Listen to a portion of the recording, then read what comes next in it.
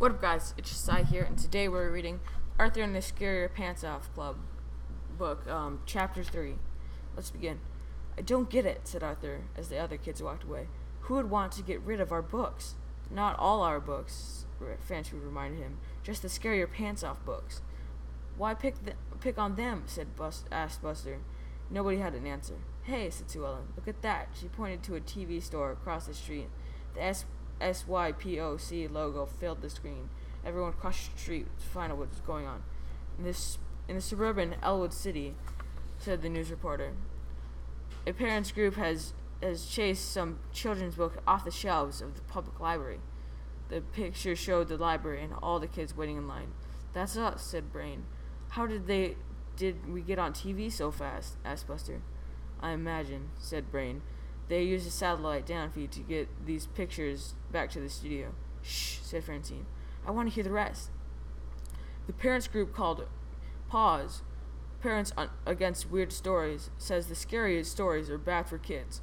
We tried unsuccessfully to reach E.A. Depot, the author of the books, for comment, hoping to build more support.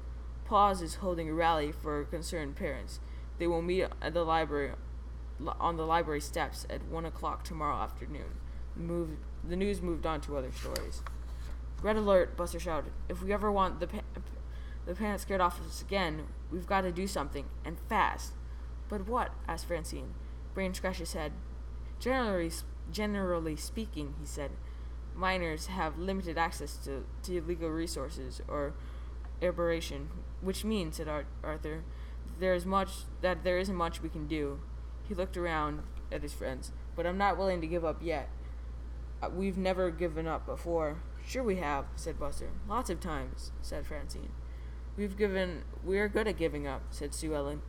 Not when it's important, said Arthur. Remember the time you helped clean out my garage so I could go see the Galaxy Avengers?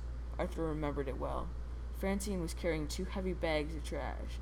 The Brain was stacking paint cans, and Arthur was lining up 2x4s against the wall. And Buster was sweeping the floor. When he finished, he started balancing the broom on his nose. Suddenly, the broom fell off, knocking over the 2x4s. They fell onto the paint cans, which opened and spilled paint everywhere. Francine was so startled that she dropped the trash bags and all the garbage tumbled out. I remember that, said Francine. Nice going, Buster. It was an accident, said Buster. It could have happened to anyone. The point is, said Arthur, you made it to the movie. The next day, said Brain, after we cleaned up everything. Okay, said Arthur. So we hit a few bumps along the way. What about the time Buster needed help with his math? Buster was sitting on the couch, deep in concentration. His homework and math books were spread out around him. Come on, Buster, said Arthur. You can get this. He and Francine were wearing the numbers 7 and 3 on their chests. Pal was standing between them with an X, the multiplication symbol, draped over him. The Brain had the equal sign taped to his forehead. Think quickly, said the Brain. My forehead is beginning to itch. 21, said Buster. The answer was 21. I still remember it. See, said Arthur.